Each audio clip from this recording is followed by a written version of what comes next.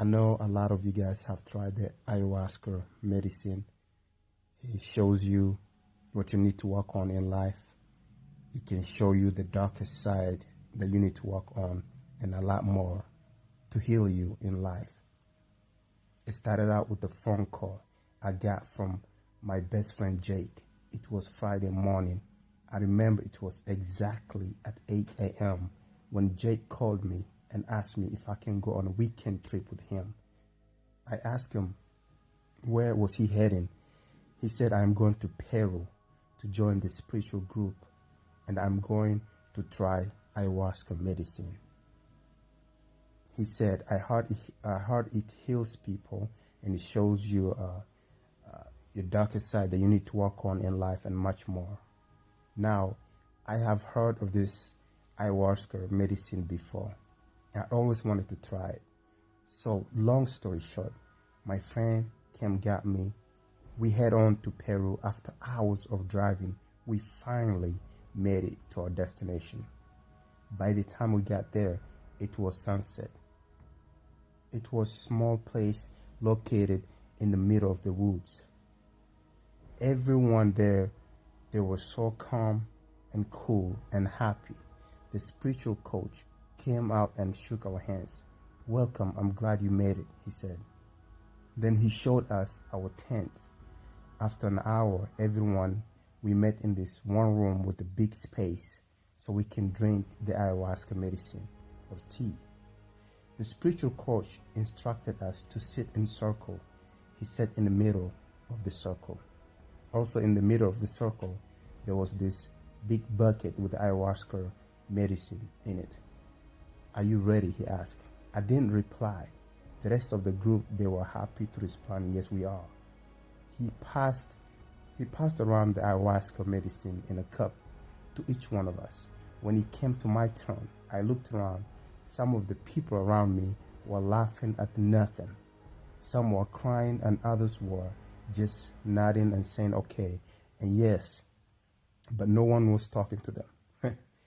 My friend was laughing and crying. So I took mine in one sip. Then I just sat there and waited for a minute. Nothing was happening. Then all of a sudden, everything went dark. I'm talking about all the room, my friends, everything disappeared. It was almost as nothing else existed but me. I felt cold and got the chills. I got up slowly and start walking in front of me. I just start walking, whatever it is that in front of me, I did not care. I just start walking in front of me, but everything around me was dark. It's like almost I was in a different dimension or universe all of a sudden. As I was walking, I heard voices, but these voices, they sound familiar. It was a kid voice. The voice was guiding me, telling me, this way, follow me. I don't see you, I replied. As soon as I say I don't see you, a little boy appeared in front of me. I couldn't believe who this little boy was. This little boy was me, but my younger self. Before I could even ask this little boy what he is trying to show me, he put his finger in his mouth, telling me to shh. He's telling me to not make noises. I ignored the fact that he told me that. I went ahead and asked, where are we? And why? And why are we here? And also, why do we have to be quiet? Before I even finished asking the question, I heard a deep voice, growling like a monster or a predator. The boy, my younger self, he silently told me, if they see you, they will feed on your fear and take you. At this moment, I didn't want to stay here any longer. I wanted this trip to be over. I wanted to be awake. But I couldn't just snap out of it.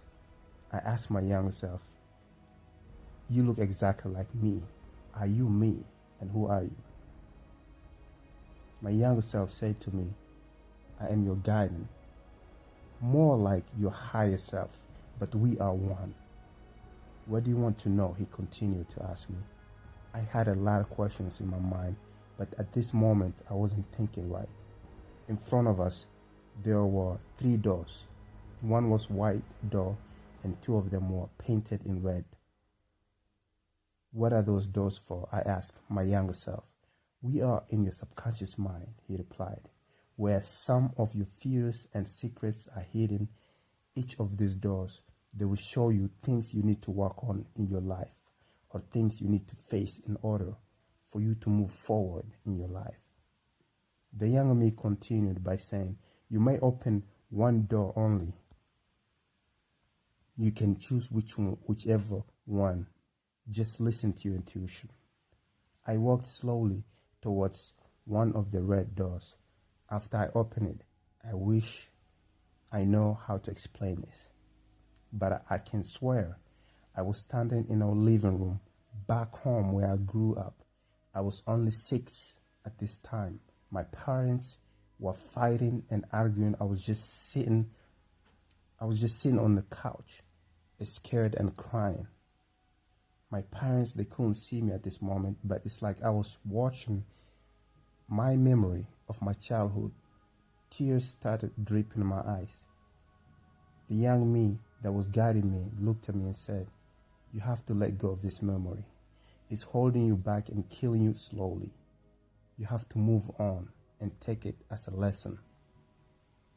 Before I even replied to the young me, this monster voice got closer this time. This is when the young me pushed me out the room. You got to go, he said. You can't stay here. Then I found myself back in the group, and my spiritual coach was holding me, asking me if I'm okay. My stomach felt sick. I started throwing up. Some of the people were throwing up as well. My friend said, you okay? You had tears in your eyes. You was crying. The crazy part is, I felt like I was reborn. I felt like a heavy weight was lifted off me. My life haven't been the same since. We stayed there for a couple more days so I can take another ayahuasca medicine so I can go on a trip. But then that will be another story. See if I can experience more stories to this ayahuasca medicine. Thank you for tuning in. Feel free to subscribe, like, comment, share. I'll see you in my next audio.